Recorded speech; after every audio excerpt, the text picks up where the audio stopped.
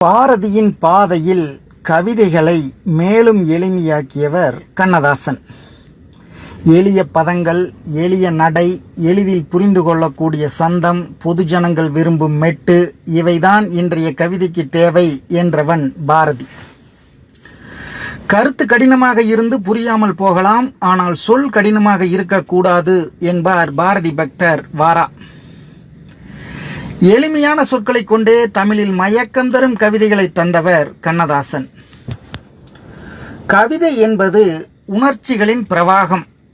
கட்டவிழ்ந்து துள்ளி வரும் சிந்தனைகள் சொற்கோலமாக விழும்போது கவிதை தானாகவே காட்சி தருகிறது. உணர்ச்சிகளின் பிரவாகத்தையும் சிந்தனைகளின் சொற்கோலத்தையும் கவியரசரின் கவிதைகளில் எங்கும் நாம் காண முடியும். இந்த நூற்றாண்டில் பாரதிக்கும் பாரதிதாசனுக்கும் பின்னால் தமிழகம் சந்தித்த மகத்தான கவிஞர் கண்ணதாசன்.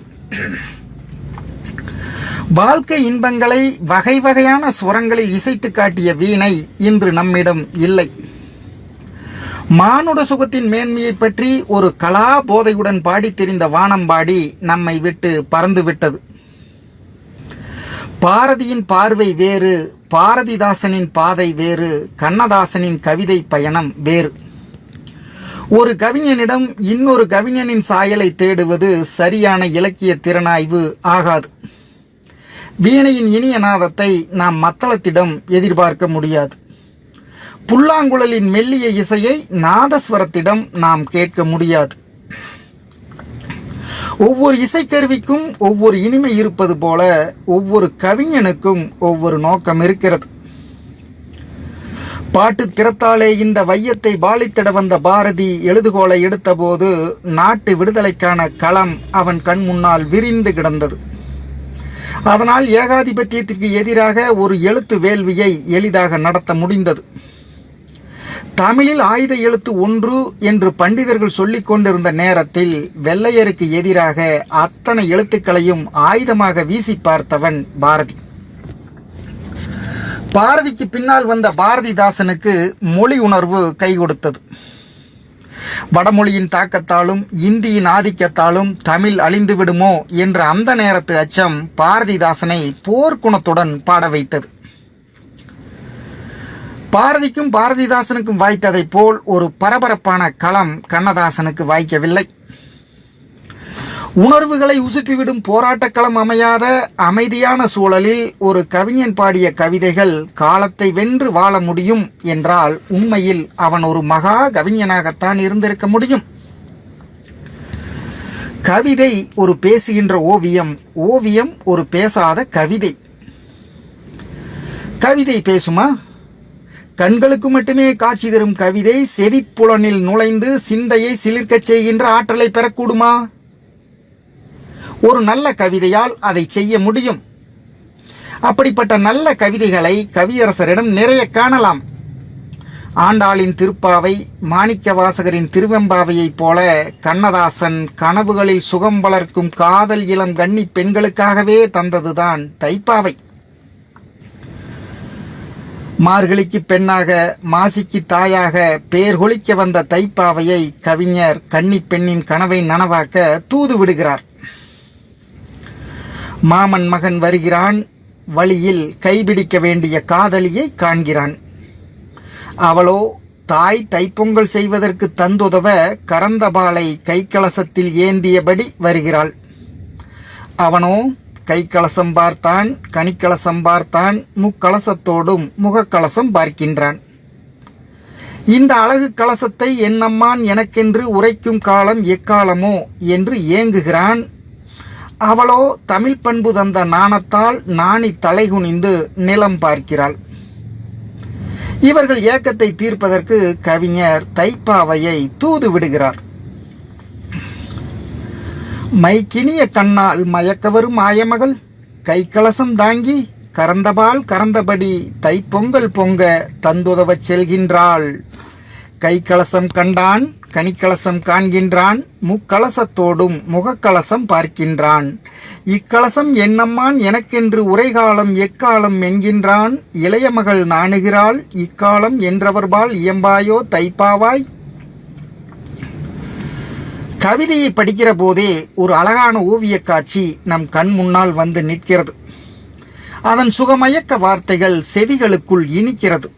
இதுதான் கண்ணதாசனின் கவிதை ரசவாதம். காதல், இயற்கை, நாடு, மொழி, இனம், மக்கள், தலைவர்கள், கடவுள், சமுதாய சீர்கேடுகள் என்று கண்ணதாசன் பாடாத துறை இல்லை. எதை பாடினாலும் அதில் அவருக்கென்று ஒரு தனி நடை இருந்தது. தமிழ் அவர் நினைத்தபடியெல்லாம் வளைந்து கொடுத்தது. கண்ணதாசனின் கவிதைகளில் காதல் ஒரு மதமாகவே மாறிவிடுகிறது. பெண்களை விட்டென்ன பேரின்பம், வழிகாட்டும் கண்களை விட்டென்ன கடவுள் நெறி என்பது கண்ணதாசனின் வாதம்.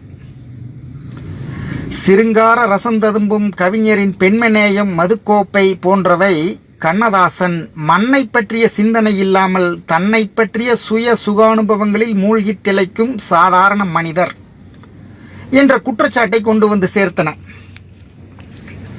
ஒரு கவிஞன் தீட்டும் கவிதைகள் அனைத்தும் சமூகம் பற்றியே இருக்க வேண்டும் என்பதில்லை. அவன் தன்னுடைய சுய அனுபவங்களையும் சொந்த சோகங்களையும் கூட கவிதையாக்கலாம். பாரி மகளிர் பாடிய அற்றை திங்கள் அவ்வெண் நிலவில் பாடல் சுமக்க முடியாத சுய சோகத்தின் வெளிப்பாடுதான்.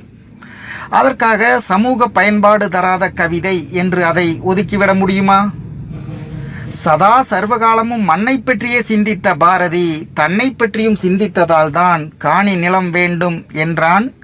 பாட்டு கலந்திடவே ஒரு பத்தினி பெண் வேண்டும் என்றான்.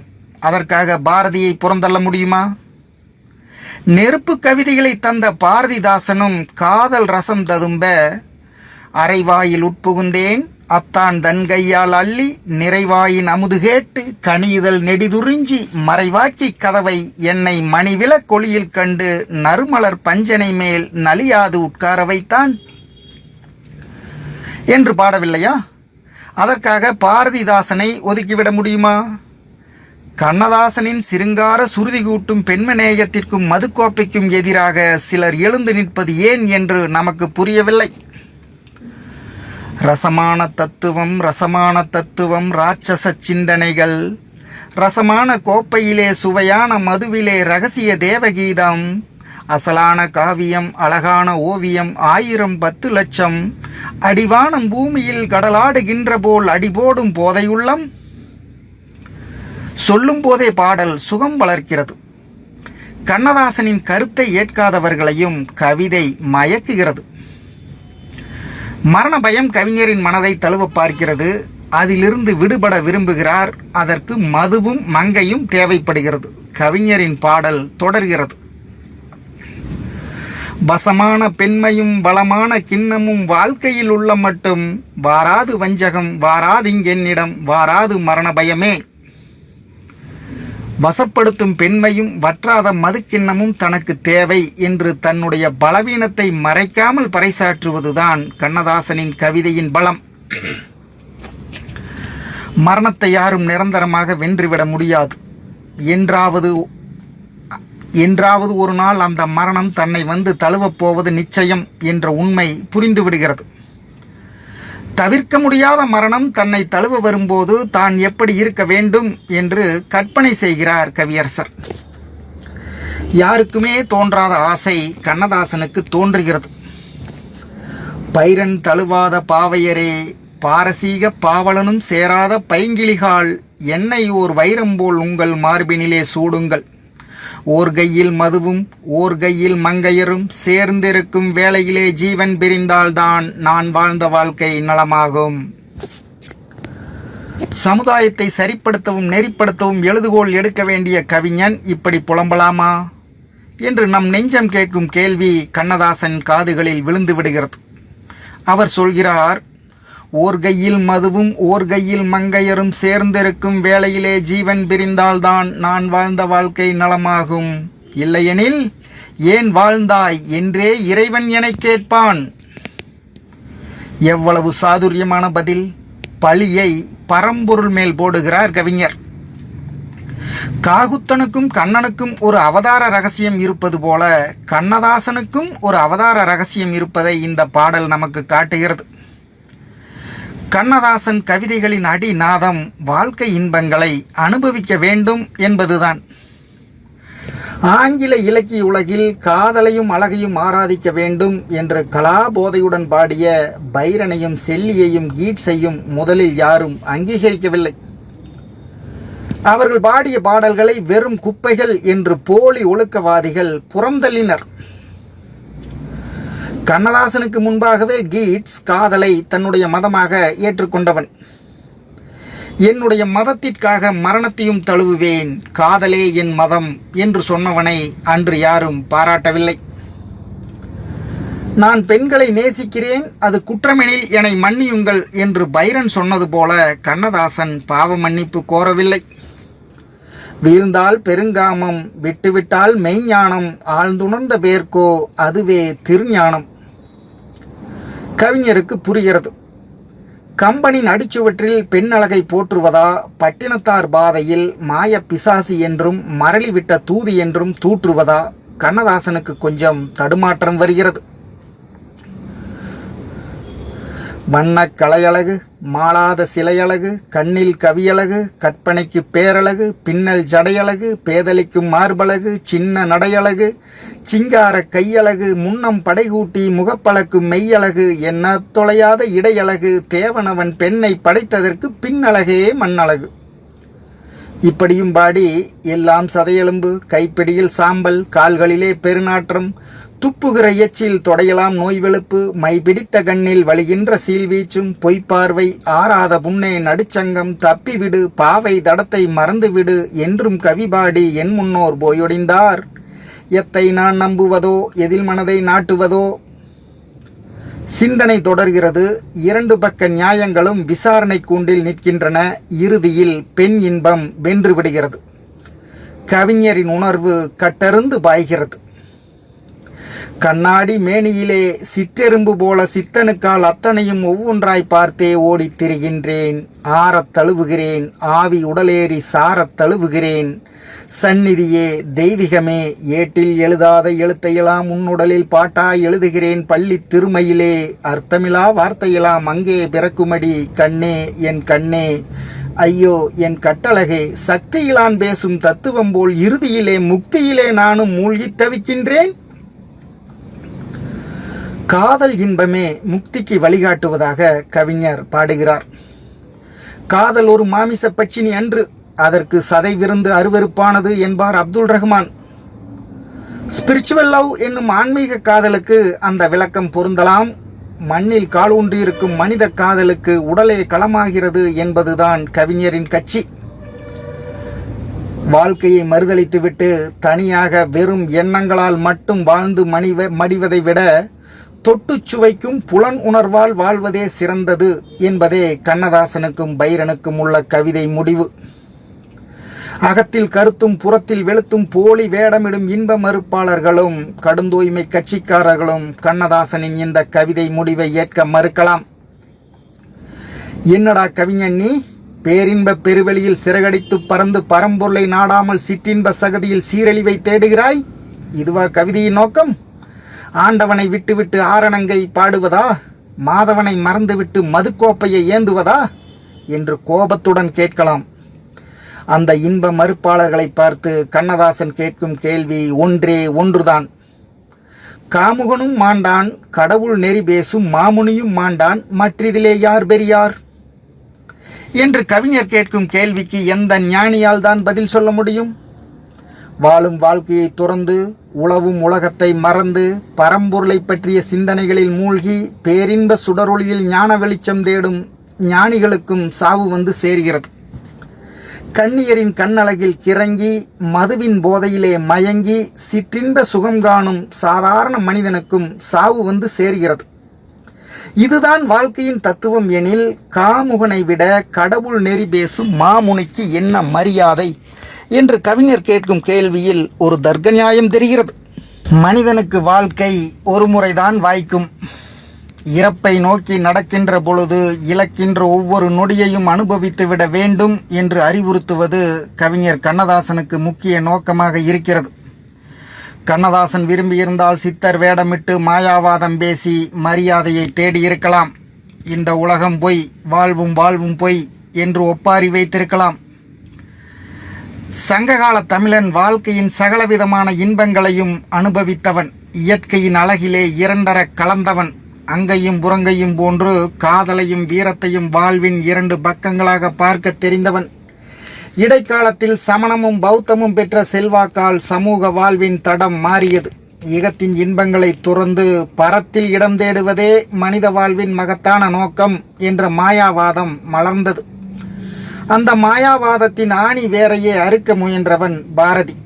இந்த உலகம் பொய்யா, வாழும் வாழ்வும் பொய்யா, எனக்காகவே தவமிருந்து என் நலத்திற்காகவே உருகும் என் மனைவி பொய்யா, என் நெஞ்சத்தில் அமுதத்தை வரவழைக்கும் குழந்தையின் அன்பு பொய்யா, அப்படியானால் தேளும் பொய்யோ, அது கொட்டுவதனால் ஏற்படும் வலியும் பொய்யோ என்று மாயாவாதிகளை ஆவேசத்துடன் ஏளனம் செய்தவன் பாரதி.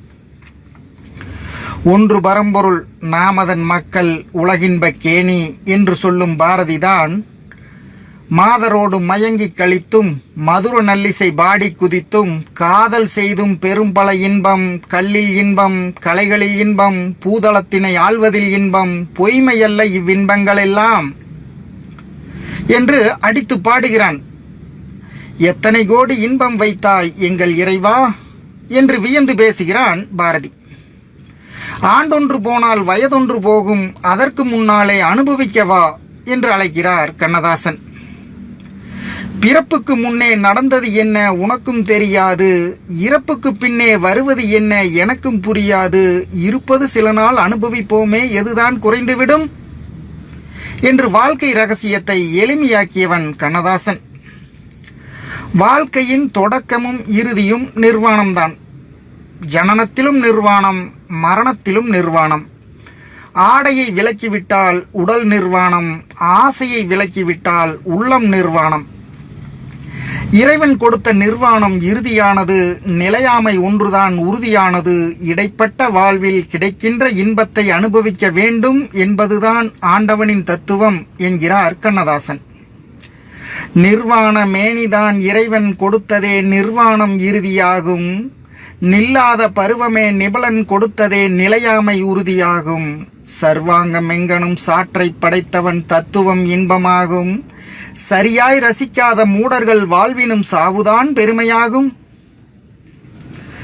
கவிஞரின் இந்த பாடலில் இனிமை இருக்கிறது, எளிமை இருக்கிறது, நேர்மை தெரிகிறது, எதையும் மறைக்காமல் நேரடியாக சொல்லும் தன்மை புரிகிறது. தமிழ் இலக்கியத்தின் தன்னுணர்ச்சி பாடல்களில் கண்ணதாசனின் பாடல்களுக்கென்று தனி இடம் உண்டு. காப்பியம் கடந்த காலத்தை காட்டும், தன்னுணர்ச்சி பாடல்கள் சமகாலத்தை சித்தரிக்கும். ஒரு கவிஞன் தானே பேசும் வகையில் அமைவதுதான் தன்னுணர்ச்சி பாடல்கள். இந்த பாடல்களில் உணர்ச்சிகளின் பெருக்கும் கனிவும் துடிப்பும் காட்டாற்று வெள்ளமாய் திடீரென்று கட்டற்று பாய்ந்தோடும். உணர்ச்சிகளுக்கு தலைவாரி பூச்சூட்டுங்கள், அங்கே அழகிய கவிதை தானாகவே பிறக்கும் என்றான் ஒரு மேலை நாட்டு கவிஞன். கவிதை என்பதே அழுத்தமான உணர்ச்சிகளின் செம்மையான ஓட்டம்தான். ஒரு நல்ல கவிதைக்கு கற்பனை, கருத்து, வடிவம், உணர்ச்சி என்ற 4 பண்புகள் வேண்டும். கண்ணதாசனிடம் உணர்ச்சிகளுக்கு பஞ்சமே இல்லை. கவிஞரிடம் சில நேரங்களில் நாம் காணக்கூடிய குறையே உணர்ச்சிகளுக்கு ஆடை கட்டாமல் நிர்வாணமாக உலவ விடுகிறாரே என்பதுதான். கவிஞர் தன் வாழ்வில் சந்தித்த சோகங்கள் அதிகம். அந்த சுய சோகங்கள் அனைத்தையும் தன்னுடைய கண்ணீர் கவிதைகளில் இறக்கி வைத்தார். அந்த கவிதைகள் அனைத்தும் காலத்தை வென்று நிலைக்கும் இலக்கிய கல்வெட்டுக்களாக திகழும் என்பது என் நம்பிக்கை.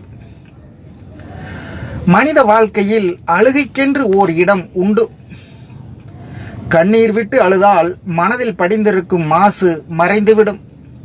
சோகத்தின் சொந்தக்காரர்களுக்கு அழுகையை விட அமைதி தரும் மருந்து அகிலத்தில் இல்லை. ஆலயத்தில் சென்று ஆண்டவனின் முன்னால் இருதய பாரத்தை இறக்கி வைத்துவிட்டு அழுது தொழுதவனுக்குத்தான் அந்த அழுகையின் சுகம் புரியும். அழுது அழுது ஆண்டவனை தொழுதவர் மாணிக்க வாசகர். நினைந்து நினைந்து, உணர்ந்து உணர்ந்து, நெகிழ்ந்து நெகிழ்ந்து, அன்பே நிறைந்து நிறைந்து, ஊற்றெனும் கண்ணீர் அதனால் உடம்பு நனைந்து நனைந்து என்பார் வள்ளல் பெருமான். காலத்தின் மேடு பள்ளங்களில் வேகமாக ஓடி விளையாடிய கண்ணதாசன் தன்னுடைய உணர்ச்சிகளுக்கு கதவும் பூட்டும் போடாத கவிஞர். பற்றறுக்க மாட்டாமல் பாடி புலம்புகிறேன், சுற்றறுக்க மாட்டாமல் துயரத்தால் விம்முகிறேன் என்று ஓலமிடும் கவிஞர். பாசம் மிகுத்தேன், பற்றுதல் மிகுத்தேன், ஆசை தருவன அனைத்தும் பற்றுவேன் என்கிறார். அவருடைய இந்த வாழ்க்கை அணுகுமுறைதான் அவருடைய வேதனைகளுக்கெல்லாம் காரணம் என்பது நமக்கு தெளிவாக புரிகிறது. சீசரை பெற்றதாயும் சிறப்புறப் பெற்றால், இன்று நாசரை பெற்றதாயும் நலம்பெறப் பெற்றால், காமராசரை பெற்றதாயும் நாட்டிற்கே பெற்றால், என்னை ஆசையாய் பெற்றதாயோ அழுவதற்கென்றே பெற்றாள் என்று கவிஞர் பாடும்போது அவர் சந்தித்த சோகங்கள் அத்தனையும் சுயமுகம் காட்டுகிறது.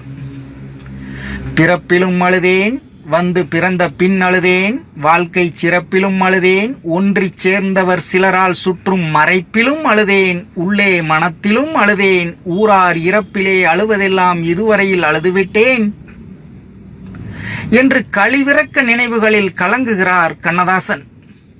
ஒரு கவிஞன் அழக்கூடாது என்பது அவருக்கும் தெரியும். ஆனால் அந்த அழுகை இதயத்தை மென்மையாக்கும் இறைவனின் சீதனம் என்பதால் என்னை அளவிடு, என்னை அளவிடு, அன்னை என்னை அளவே படைத்தாள் என்று அழுவதற்கு அனுமதி கேட்கிறார். கண்ணிலே நீரதற்கு, காலமெல்லாம் அழுவதற்கு என்று வேதனையின் விளிம்பில் நின்று விளக்கம் கொடுத்த கண்ணதாசன் தான் கண்ணீர் வருவதற்கான காரணங்களை பட்டியல் போடுகிறார். கண்வழி சொரியும் உப்பு கடவுளால் வருவதல்ல, மண் வழி வரலாம், பெற்ற மகன் வழி வரலாம், சேர்ந்த பெண் வழி வரலாம், செய்த பிழை வழி வரலாம் என்கிறார். அழுகையை பற்றி பாடும் அருகதை எனக்கே உண்டு என்று தனி உரிமை கோரும் கண்ணதாசன், அழுவதை ஊரார் கண்டு ஆறுதல் சொல்வார் என்றே விழிகளில் கண்ணீர் வைத்தான் வியத்தகும் இறைவன் என்று அழகாக பாடுகிறார். அழுவதினால் கவிஞரின் இருதய ரணங்களுக்கு ஆறுதல் மருந்து கிடைக்கிறது. அது ஒரு சோக சுகம்.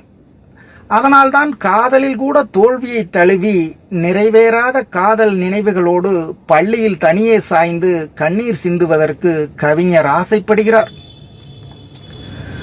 அழுகை இவரை தேடி வருகிறதோ இல்லையோ, இலக்கிய செழுமைக்காக இவர் அழுகையை தேடி செல்கிறார்.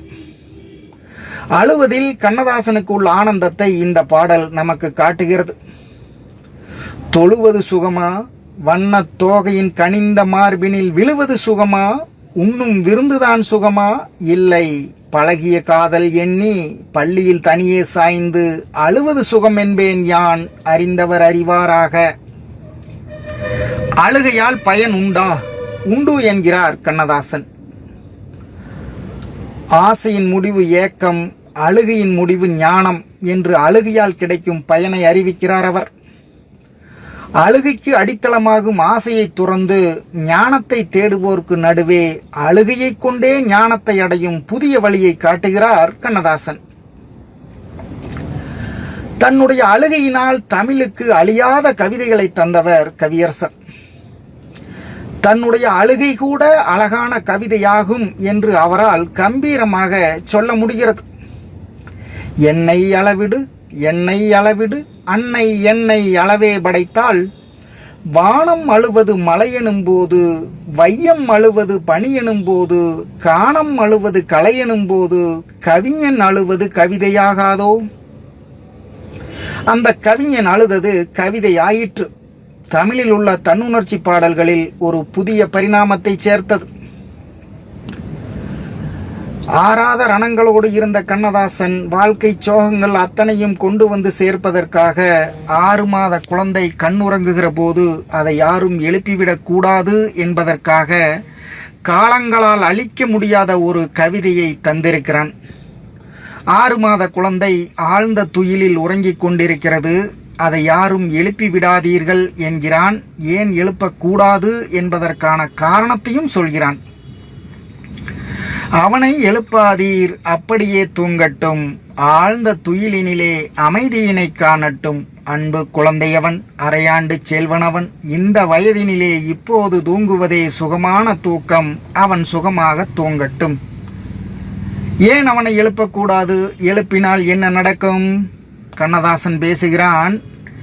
கண்ணை விழித்திருந்த காசினியை பார்க்குங்கால் என்ன துயர் வருமோ, எங்கெங்கே அடி விழுமோ, காதல் வருமோ, காதலுக்கு தடை வருமோ, மோதல் வருமோ, முறைகெடுவார் துணை வருமோ, நன்றியிலா நண்பர்கள்தான் நாட்புறமும் சூழ்வாரோ, நலமிழந்த பெண் ஒருத்தி நாயகியாய் வருவாளோ, செய்ய தொழில் வருமோ, திண்டாட்டம்தான் வருமோ, வெயில் அழைத்து வரும் வியர்வையிலே நீராடி ஐயா பசி என்று அலையும் நிலை வருமோ, என்ன வரும் என்று இப்போது யார் அறிவார், அவனை எழுப்பாதீர் அப்படியே தூங்கட்டும். நாட்டு தலைவனென நல்வாழ்வு பெற்றாலும், கேட்ட பொருள் எல்லாம் கிடைத்தாலும், அவன் வீட்டு மாட்டுக்கும் கூட மரியாதை கிடைத்தாலும், பஞ்சனைகள் இருந்தாலும் பால்பலங்கள் உண்டாலும், சொத்துள்ள காரணத்தால் தூக்கம் பிடிக்காது, அவனை எழுப்பாதீர் அப்படியே தூங்கட்டும். பூ போல தூங்குகிறான், பூமியிலே உள்ளதெல்லாம் பார்க்காமல் தூங்குகிறான், பாவிகளை இன்று வரை சேராமல் தூங்குகிறான், தெய்வத்தின் காதினிலே ரகசியங்கள் பேசுகிறான், லாலீலா பாடுகிறான். வெள்ளை மலர்முகத்தை, வெள்ளி நிலா பெட்டகத்தை, பிள்ளை கனியமுதை பேதையீர் எழுப்பாதீர், அவனை எழுப்பாதீர் அப்படியே தூங்கட்டும்.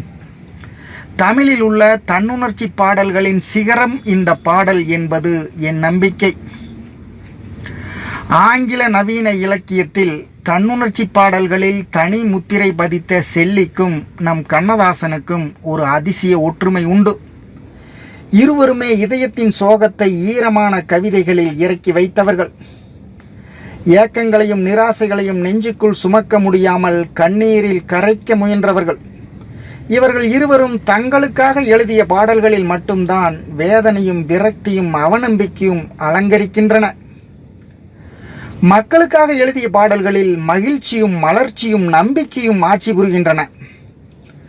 மேல்காற்று என்ற தனிப்பாடலில் இதயத்தின் தவிப்பை தாழ முடியாமல், காற்றே என்னையும் ஓர் இலையைப் போல் அலையைப் போல் மேகத்தைப் போல் சுமந்து நீ செல், வாழ்க்கையில் முட்களின் மீது வீழ்கிறேன், ரத்தம் கொட்டுகிறேன் என்று கதறி அழும் அவநம்பிக்கை நிழல் படிந்த அதே செல்லிதான் மக்களை பார்த்து வாழ்க்கையில் இலையுதிர்காலம் வந்துவிட்டால் என்ன, வசந்தம் வருவதற்கான அடையாளம் அல்லவா அது, வசந்தம் தொலை தூரத்திலா இருக்கும் என்ற கேள்வியில்தான் எவ்வளவு ஆக்கபூர்வமான நம்பிக்கை எதிரொலிக்கிறது.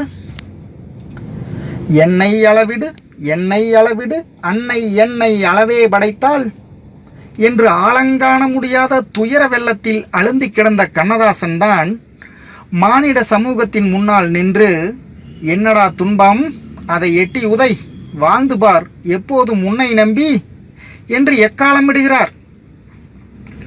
கட்டற்று வானிலே தவழ்கின்ற காற்றினை கைது செய்தாரும் இல்லை, காலமாம் கிழவனை ஞாலமோ கடவுளோ கடுஞ்சிறை வைத்ததில்லை என்பது போன்ற உரிமை உணர்வுகளையும் எதிர்கால நம்பிக்கைகளையும் விதைக்கும் கவிதைகளுக்கு குறைவே இல்லை. கண்ணதாசனின் கவிதைகளுக்குள் முரண்பாடுகள் மலிந்து கிடக்கின்றன என்ற விமர்சனம் தவறானதன்று. கவிஞரின் வாழ்க்கையே உணர்ச்சிகளின் ஊர்வலமாய் அமைந்ததால் தான் அவருடைய கருத்துக்களில் முரண்பாடுகள் தெரிகின்றன. நேற்று சொன்னதை இன்று மறுக்க வேண்டிய நிலை அவருக்கு ஏற்பட்டது. இந்த குழப்பங்கள் அவருடைய கவிதைகளை கடுமையாக பாதித்தது. ஆனால் கண்ணதாசனின் முரண்பாடுகளில் ஒரு வியக்கத்தக்க ஆக்கபூர்வமான பரிணாம வளர்ச்சி இருப்பதுதான் ஆச்சரியமானது. அவர் மலைமுகட்டில் இருந்து அடிவாரத்தில் விழுந்துவிடவில்லை, அடிவாரத்தில் இருந்து மலைமுகட்டை நோக்கி எழுந்து நடந்தவர். கொள்கை மாற்றங்களுக்காக அவர் வெட்கப்படவில்லை. கல்லாய் மரமாய் காடு மேடாக மாறாதிருக்க யான் வனவிலங்கல்லன், மாற்றம் எனது மானிட தத்துவம், மாறும் உலகின் மகத்துவம் அறிவேன், எவ்வவை தீமை எவ்வவை நன்மை என்பதறிந்து ஏகுமின் சாலை, தலைவர் மாறுவர் தர்ம அர்பாரும், தத்துவம் மட்டுமே அச்சய பாத்திரம் என்று பெருமிதம் ததும்ப பிரகடனம் செய்கிறார். கண்ணதாசனின் மாற்றங்கள் அவருக்கு பெருமையைத்தான் சேர்த்தன. நாத்தலும் பேர நாத்திகவாதம் பேசியவர் அர்த்தமுள்ள இந்து மதத்தில் ஈடுபாடு கொண்டு ஆத்திகவாதியானார். இந்தி மொழியை கடுமையாக எதிர்த்தவர் இந்திய மொழிகள் அனைத்தையும் நேசிப்பவரானார். பிரிவினைவாதம் பேசியவர் ஒருமைப்பாட்டிற்கு ஓங்கி குரல் கொடுத்தார். மதுவிலும் மாதரார் பிடியிலும் மயங்கி கிடந்த கண்ணதாசன் தான் பஜகோவிந்தம் பாடத் தொடங்கினார்.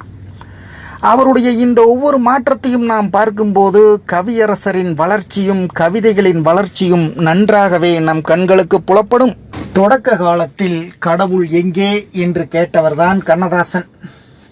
அவர்தான் பின்பு காலநடையில் கனிந்து நாத்திகவாதம் என்பது அரசியல் நோக்கம் கொண்டது என்பதையும் அது உள்மனதின் உண்மையான உணர்ச்சி அல்ல என்பதையும் உணர்ந்ததாக உரைக்கிறார். கடவுளை படித்ததில் என் சிறகுகள் விரிந்தன, சொற்கள் எழுந்தன, பொருட்கள் மலர்ந்தன, காண்கின்ற காட்சியெல்லாம் கவிதையிலேயே தோன்றின என்று புலகமுற்று பேசுகிறார். வாழ்க்கையில் நீ எந்த சாலையில் போனாலும் சரி, எதிர்ப்படுகிற மகிழ்ச்சியிலோ துன்பத்திலோ இறைவனின் எதிரொலியைத்தான் நீ கேட்கிறாய். அந்த எதிரொலியில் இந்து மதத்தின் சாரத்தை நீ காண்கிறாய் என்று அனுபவத்தில் கனிந்த ஞானத்தோடு பேசுகிறார் கண்ணதாசன்.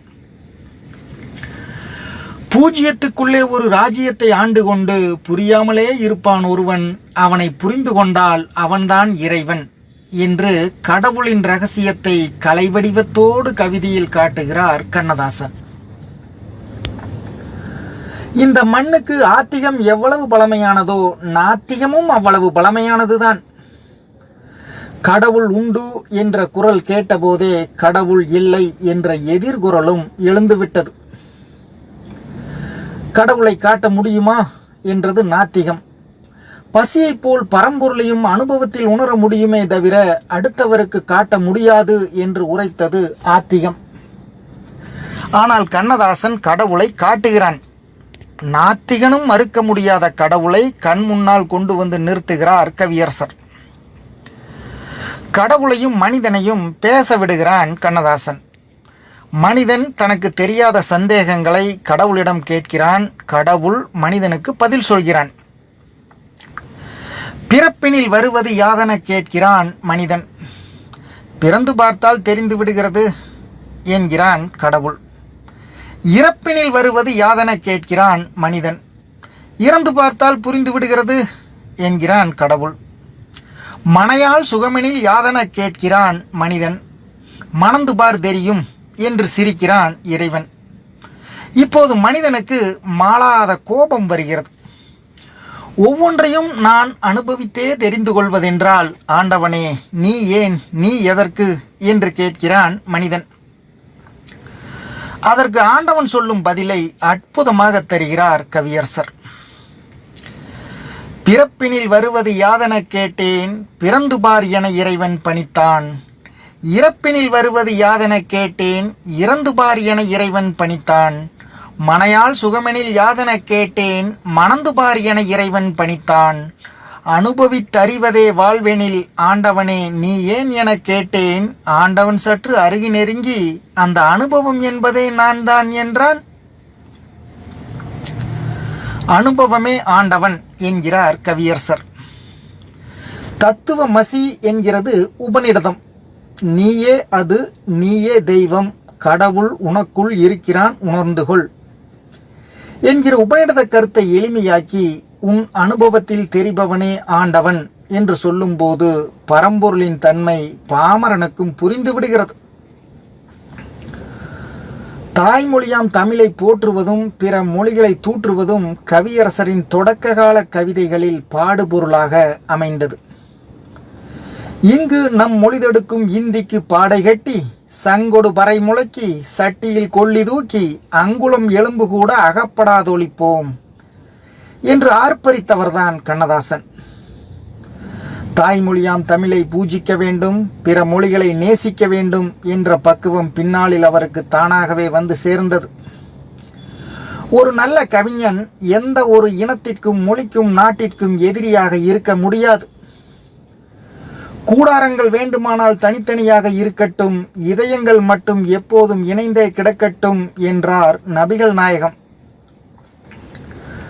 மக்களுக்கு இடையே இருக்கும் தடுப்புச் சுவர்களை உடைப்பதுதான் கவிஞனின் பணியே தவிர புதிய சுவர்களை கட்டுவதன்று. மனமாச்சரியங்களில் இருந்து விடுபட்டு விசாலமடைந்ததும் கண்ணதாசன் பாடுகிறான். இமயமுடி மீதேறி காஷ்மீரில் இறங்குவேன், இயற்கையை ரசித்திருப்பேன். இலகியதோர் காலையில் புதுடில்லி ஓடுவேன், இந்தியில் பேசி மகிழ்வேன். இந்த மாற்றம் கவியரசரின் கவிதையை மேன்மைப்படுத்துகிறது. திராவிட நாடு காண்பதற்கு கவிதை கணை தொடுத்தவர்தான் கவியரசர். பிரிவினைவாதத்தை அவரை போல் கவிதையில் வன்மையாக பேசியவர் வேறு எவரும் கிடையாது. எவ்வழி ஓரினம், எவ்வழி ஓர்களை, எவ்வழி பாரதம் ஒன்றாகும் என்று கடுமையாக கேட்டவர்தான் செவ்வழி தமிழர் ஆந்திரர் ஒன்றாய் திராவிடம் காணல் நன்றாகும் என்று முற்றுப்புள்ளி வைத்து விடுகிறார். வடக்கும் தெற்கும் இணைந்திருப்பதற்கு வாய்ப்பே இல்லை என்கிறார் அவர். அந்தந்த நேரத்து உணர்ச்சிகளுக்கு ஆட்பட்டு எடுப்பார் கைப்பிள்ளையாய் இருந்த கண்ணதாசனின் பார்வையின் பரப்பு காலப்போக்கில் விரிவடைந்து விடுகிறது. திராவிட நாடு காண்பதற்கு துடித்தவர் அது காணல் நீர் என்று தேர்ந்து தெளிந்ததும் திண்ணையிலே காண்பேன் திராவிட நாடு என்றானே. திண்ணையிலே காண்பதற்கு திராவிட நாடு என்பதென்ன, தொன்னையிலே நெய்யா சோற்று புளிக்குழம்பா என்று ஏளனம் செய்கிறார். ஒன்று நம் தேசம் என்ற சிந்தனை வளர்ந்ததும் பாரதம் ஒரு மரமாகவும் மக்கள் அனைவரும் அந்த மரத்து பறவைகளாகவும் கண்ணதாசனுக்கு தோன்றத் தொடங்கின. இனி இந்திய ஒருமைப்பாட்டை காப்பதுதான் தன் கவிதையின் கடமை என்று அவர் முடிவெடுக்கிறார். ஒரு மரப் பறவைகள் ஓர் நாட்டு மாந்தர்கள் ஓருளம் கொள்ள வைப்பேன், உளறுவார் குளறுவார் பிரிவினை பேசுவோர் ஓட நான் கவிதை சொல்வேன் என்று பாரதிக்கு பக்கத்தில் வந்து நிற்கிறார். மதுவும் மாதராரும் தந்த சுகானுபவங்களை பற்றி சொல்வதற்காக கவிதை தேரில் வலம் வந்தவர் பெண்ணை மறந்து மண்ணை நினைந்து புதிய லட்சிய கனவு பாதையில் தன் பயணத்தை தொடங்குகிறார். நிறைவேறாத தன் சொந்த கனவுகளுக்காக சோகம் பாடுவதை விட்டுவிட்டு நம்பிக்கை வெளிச்சம் தரும் நல்ல கவிதைகளை நாட்டிற்கழிக்கும் வேள்வியில் இறங்குகிறார்.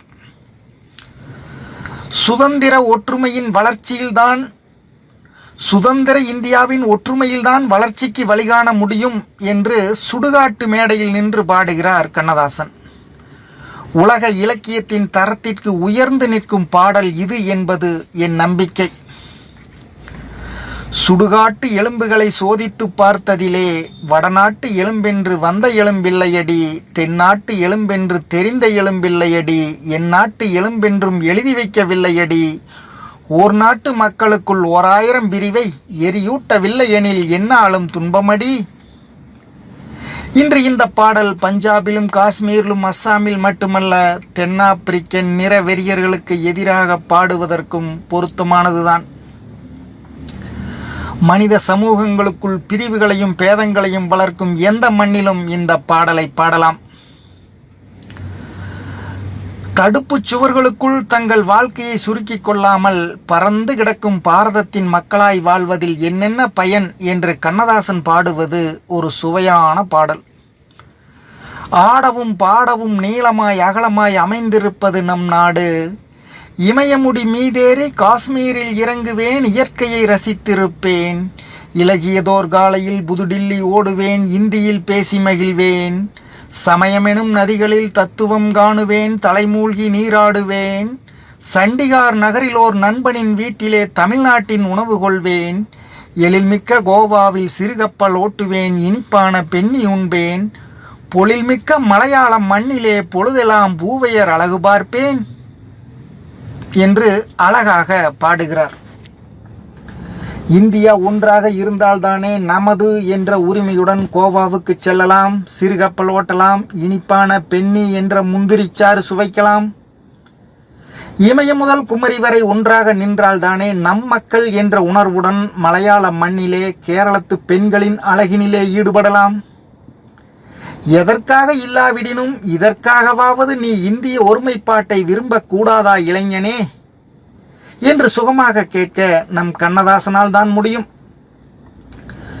திருநாட்டு வாழ்விலே செம்மையும் புதுமையும் சேர நான் பாடுபடுவேன், திக்கெட்டும் எந்நாடு நேர்மைக்கு தாய் என்று செப்புமாறு அரசு செய்வேன் என்று சபதமேற்ற கவிஞர் பாரத சமுதாயத்தை பார்க்கிறார்.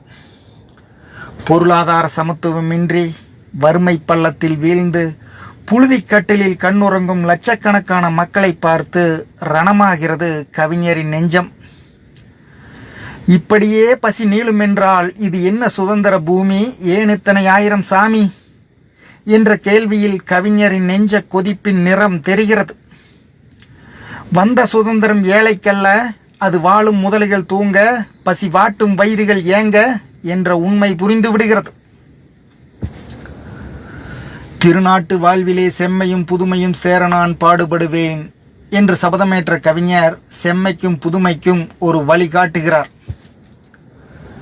ஏழைக்கு வாழ்வும், எல்லாருக்கும் ஒரு வீடும், ஆளுக்கு இவ்வளவு ஆதிக்கம் எனும்படிக்கு மாறிவரும் காலம் மாறத்தான் வேண்டும். இதில் சாவு வரும் என்றாலும் சமுதாயம் துணிந்து வரும். ஏழைக்கு வாழ்வும், எல்லாருக்கும் வீடும், ஆளுக்கு ஆதிக்கமும் எப்படி வந்து சேரும்? சமுதாய மாற்றத்திற்காக மக்கள் அனைவரும் ஓரணியில் திரள வேண்டாமா? புரட்சிக்கு குரல் கொடுக்கிறார் கண்ணதாசன். நெஞ்சை நிமிர்த்துங்கள் தோழர்களே, இனி நேருக்கு நேர் நின்று பார்ப்போம், சமநீதிக்கு போர்ப்படை சேர்ப்போம். வறுமையின் நிழல்படாத ஏழைகளற்ற சமுதாயத்தை எந்த வழியில் காண்பது? அறவழி மூலமா, மரவழி மூலமா?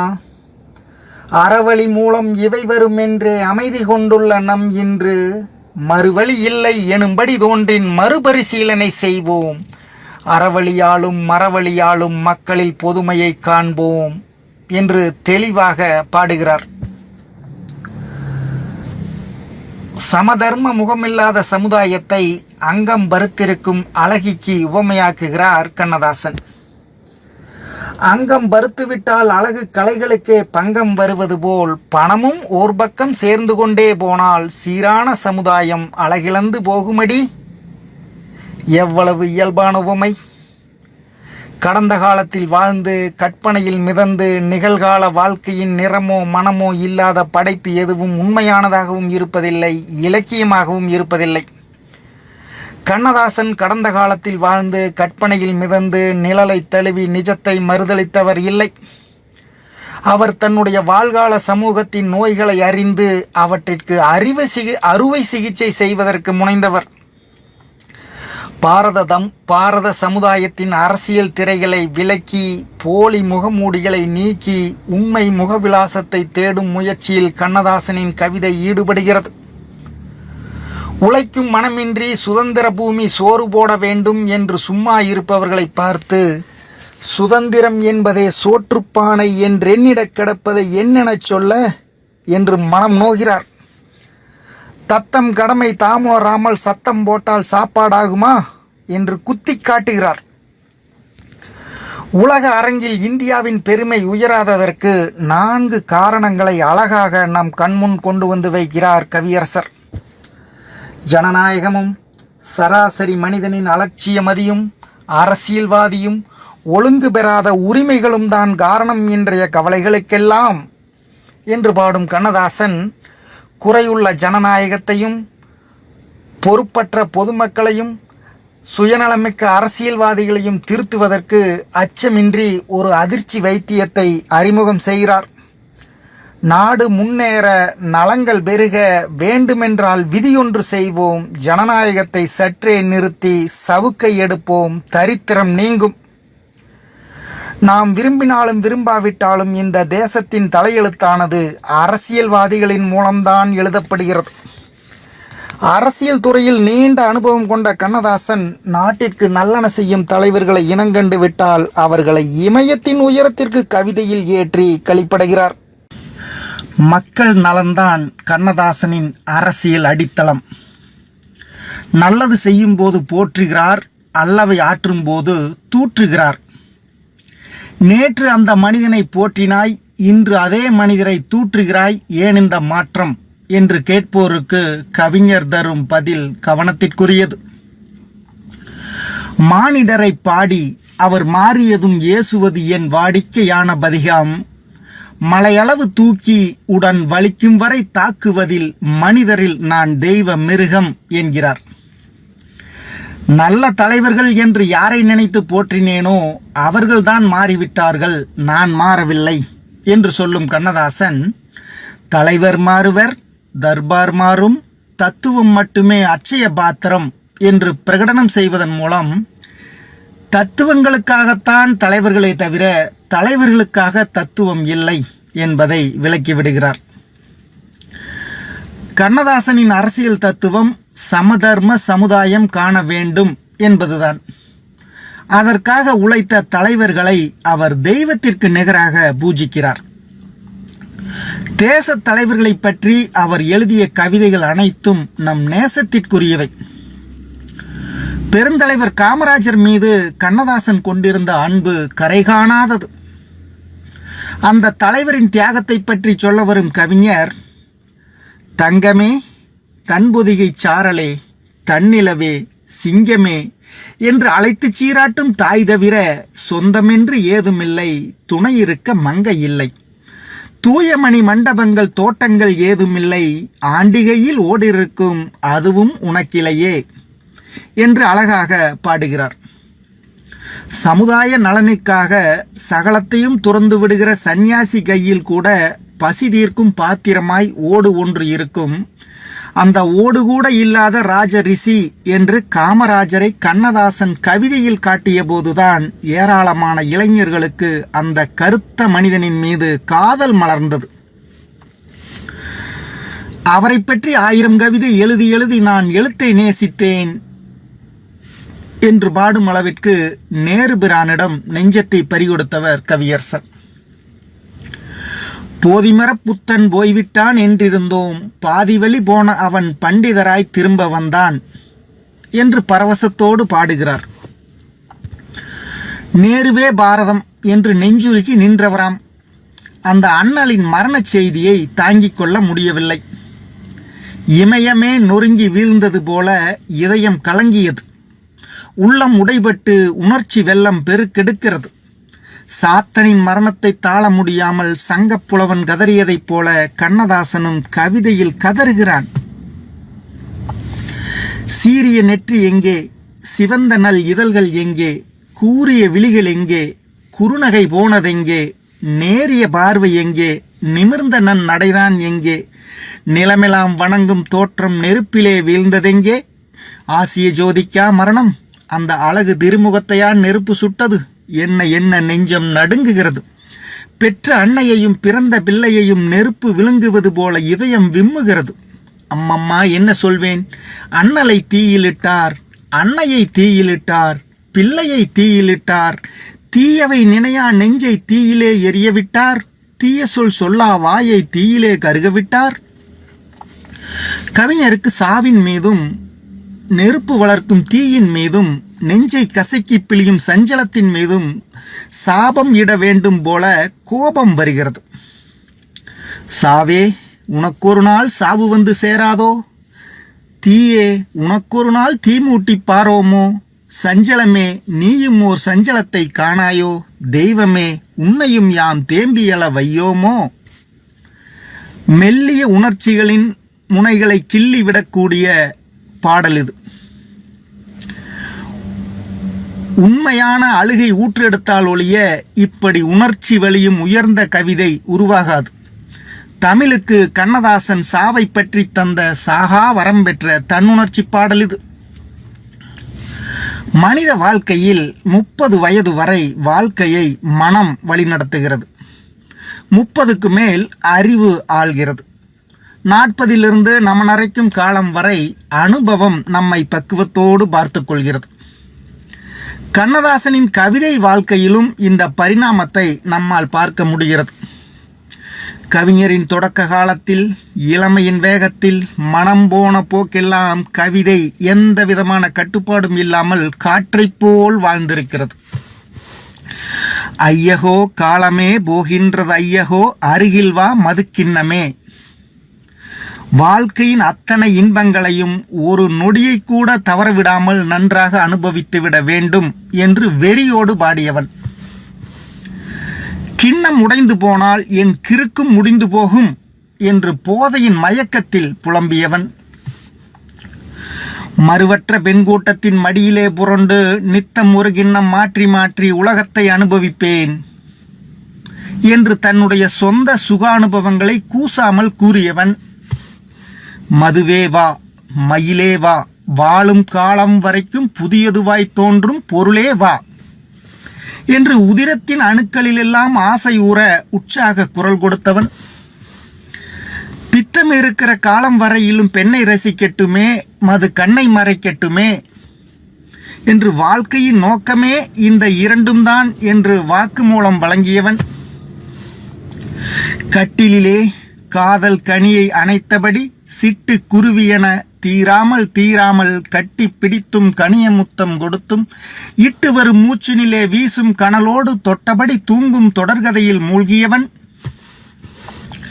மனத்தின் வழி நடந்த ஆசை வெறி அடங்கி அறிவின் உள்ளொளியில் பார்வை விரிவடைந்து அனுபவத்தின் முதிர்ச்சியில் ஞானத்தேடல் நடந்தபோது காதலெனும் போதையுற்று மாதர் சுக வாதைப்பட்டு காமரசம் கொண்டதடி மஞ்சம், இன்று ஞானரசம் தேடுதடி நெஞ்சம் என்று பாடுகின்ற பக்குவத்தை பார்க்கிறோம்.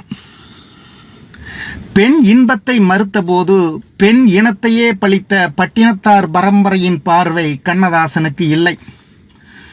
முத்தமென்றும் மோகம் என்றும் சத்தமிட்டு புத்தி கெட்டு போனதொரு காலம், இன்று ரத்தமற்று போன பின்பு ஞானம் என்று அனுபவ கனியை பிழிந்து ஞானத்தின் சாரெடுத்த கதையைத்தான் சொல்லுகிறான் கண்ணதாசன்.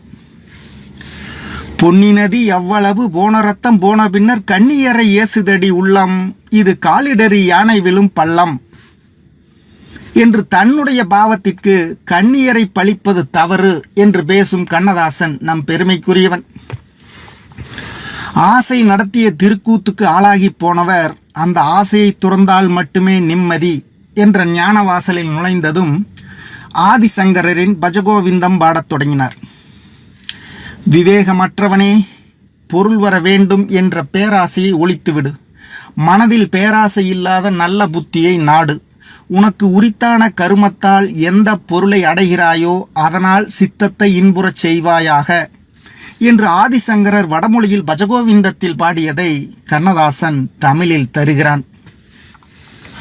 சொந்தமீது சொந்தமென சொத்து சுகம் சேர்த்துவிட தொலையாதெழுந்த மோகம், தொத்தி வரும் நோயதனை புத்தி வழி வெல்லுவது தூயவர்கள் செய்யும் யாகம், சந்ததமும் பாடுபடு வந்தவரை நிம்மதிக்குள் தங்குவது தெய்வ யோகம், தத்துவம் அதற்குள் ஒரு தன்னமைதி தோன்றிவிடும் சாகும் வரை இன்பராகம், அந்தமிலை ஆதியிலை என்றபடி நின்றுளவும் மண்ணலடி பற்று தினமே, ஐயனவன் மெய்யனவன் ஆயர்குல நேயனவன் அன்னவனை பாடு மனமே.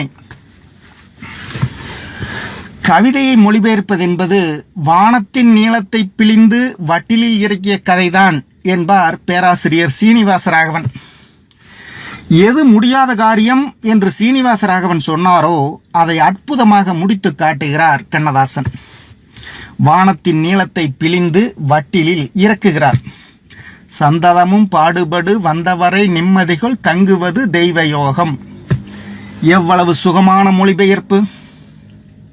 இந்த ஆற்றல் தான் கண்ணதாசனுக்கு வாய்த்த தனி வரம். இவ்வளவு ஆற்றல்களையும் பெற்றிருந்த கண்ணதாசன் தன் வாழ்வில் நிழல்கள் நீளும் அஸ்தமன மாலை பொழுதில் தான் வரைந்த கவிதைகளின் உள்ளீடாக மிகச் சிறந்த பாடுபொருட்களை தேர்ந்தெடுக்க தவறிவிட்டதற்கு வருந்துகிறார். நடைபாதை வணிகனென நான் கூறி விற்ற பொருள் நல்ல பொருள் இல்லை அதிகம், ஊர் நெடுக என்பாட்டை உளமுருக பாடுகையில் ஓர்துயரம் என்னுள் வருமே, உதவாத பாடல் பல உணராதார் மேற்பாடி ஓய்ந்தனையே பாலும் மனமே என்று கடந்து போன காலத்திற்காக வருந்தி கண்ணீர் விடுகிறார். இனி திருவாளும் மலர் கொண்டு தேன்மாலை கட்டி அதை தெருக்கல்லில் சாத்த மாட்டேன் என்று உள்ளத்தில் உறுதியெடுக்கிறார். 25 ஆண்டுகள் எழுதினேன் என்பதால் என்னை நான் போற்றவில்லை, இன்னும் ஓர் காவியம் எண்ணுவேன் எழுதுவேன் இலக்கியம் தூங்கவில்லை என்று உலகத்திற்கு அடக்கத்தோடு அறிவிக்கிறார். ஆனால் கண்ணதாசன் என்னும் வாழ்க்கை கவிஞர் வரலாற்று நதியின் போக்கையே மாற்றி காட்டும் மகா கலைஞனாக மலரத் துடித்த போதுதான் மரணம் வந்து தழுவிக்கொண்டது. இது கண்ணதாசன் என்ற தனி மனிதன் நட்டம் அன்று, தமிழ் இலக்கியத்தின் நட்டம். ஒரு கவிஞன் எதை பாடினான் என்பதும் எப்படி பாடினான் என்பதும் கவிதையின் 2 பக்கங்கள். கண்ணதாசனின் பாடுபொருளை கண்டிப்பவர்கள் கூட அவர் பாடிய விதத்தில் மனதை பறிகொடுக்காமல் இருக்க முடியாது. விரிக்காத தோகைமையில் வண்டு வந்து மடக்காத வெள்ளை மலர், நிலவு கண்டு சிரிக்காத அள்ளிமுகம், ஜகத்தில் யாரும் தீண்டாத இளமை நலம் பருவ ஞானம் என்று மாங்கனி குறுங்காவியத்தில் தலைவியை அறிமுகப்படுத்தும் பாங்கு. நாட்சாதி பெண் வகையில் இவளே அந்த நற்சாதி பதுமினியாள், மெல்ல தூக்கும் கார்ச்சாதி மலர்ச்சாதி கண்ணின் சாதி, கருங்குவளை பூச்சாதி கண்ணச்சாதி பார்ச்சாதி, கைக்காந்தல் படைப்பின் சாதி, பனிச்சாதி வாயூரும் நீரின் சாதி, மேற்சாதி கீழ்ச்சாதி எதிலும் சேரா வேட்சாதி இவள் சாதி என்று ஆட்டனத்தி ஆதிமந்தி கதைப்பாடலில் ஆடும் மகள் மருதியின் அழகை ரசனையோடு வர்ணனம் செய்யும் விதம். பிறர்காலில் தொழுதறியான் தொழுவாரை பிறர்க்குரியான், கைவாளில் செருவாளில் கைவதிப்பான் கைவாளை செருகில் விடான் என்று தைப்பாவையில் சேரனை படம் பிடிப்பதில் கையாளும் மணிநயம். துயரம் உருவோர் பேரு பெற்றோர் என தூய மகன் சொன்னான், அந்த துயரம் அடைவோர் ஆறுதல் பெறுவர் துன்பங்களை எண்ணார், அயராச் சுகமும் மதுவும் கீதமும் ஆயிரம் இன்பங்கள், அதை அடைவதுதானே பெருமை என்றெண்ணிடும் மானிட உள்ளங்கள், வயிறே பெரிதாய் வாழ்ந்திடும் வாழ்வில் ஓடிடும் எண்ணங்கள், இது வாழ்வலை என்பது இயேசுவின் வார்த்தை கூறிடும் சின்னங்கள் என்று இயேசு காவியத்தில் மலைப்பொழிவை தமிழாக்கும் எளிமை. இவையெல்லாம் கண்ணதாசனின் இலக்கியம் தூங்கவில்லை என்பதற்கான நல்லடையாளங்கள். தமிழ் கண்ணதாசனிடம் எப்படியெல்லாம் வளைந்து கொடுத்தது என்பதற்கு அவர் வகை வகையாக கையாண்ட சந்தங்களே சாட்சி. சொர்க்கத்து ரம்பையும் மேனகை ஊர்வசி தோகையும் நடனமாட, துள்ளி குதிக்கும் ஓர் வெள்ளலை கடலந்த தோதுக்கு தாளம் போட, வெட்கச் சிரிப்பை என் மார்பில் புதைக்கின்ற மெல்லியல் முத்தம் சிந்த, வேதாந்த ஞானமும் நாதாந்த போதமும் விழிகளில் சிவந்து காண, சொல்லும் போதே சுகம் வளர்க்கும் சந்தமிது. தோட்டத்திலே தென்னை ஈரண்டு முற்றி திரண்டு பக்கம் ஊருண்டு, கண்ணில் தூக்கி நிறுத்திய விருந்து, அதை தொட ஓடிய விழியோடு விழிமோதிய கணமே என்னை தாக்கி தகர்த்தன ஈரண்டு முற்றி திரண்டு பக்கம் ஊருண்டு. உள்மனதில் உற்சாகத்தை வரவழைக்கும் சந்தமிது. கண்ணங்க அறுத்தது காலால உள்ளது பின்னி முடிகின்ற கூந்தல், அந்த பின்னலில் ஆடுவர் மாந்தர், எளிமையை ஆடையாய் கட்டி வரும் சந்தமிது. பட்டகடன் தீர்ப்பதற்கு கட்டிக்கொண்ட பெண்களுக்கு கொட்டித்தந்த இன்பம் ஒரு கோடி, அதில் ஒட்டி வந்த ஞானம் ஒரு பாதி, ஞானத் தேடலில் ஓடி வந்த சந்தமிது. ஆலை அரசுகள் சோலை மிராசுகள் பாலில் மிதந்தது போதும் அதை காலில் மிதித்திட வாரும், இங்கு வேலை இழந்தவர் வீதி முனைகளில் கூழு களைவதை பாரும், அவர் கூட்டத்தை ஓரணி சேரும், உறக்கத்தை கலைத்து உரிமையை தூண்டும் சந்தமிது. சந்தங்களில் சிந்தையை கவர்ந்ததோடு சொற்களை வைத்துக்கொண்டு கவித்துவம் கலைந்து போகாமல் விளையாடியவர் கண்ணதாசன்.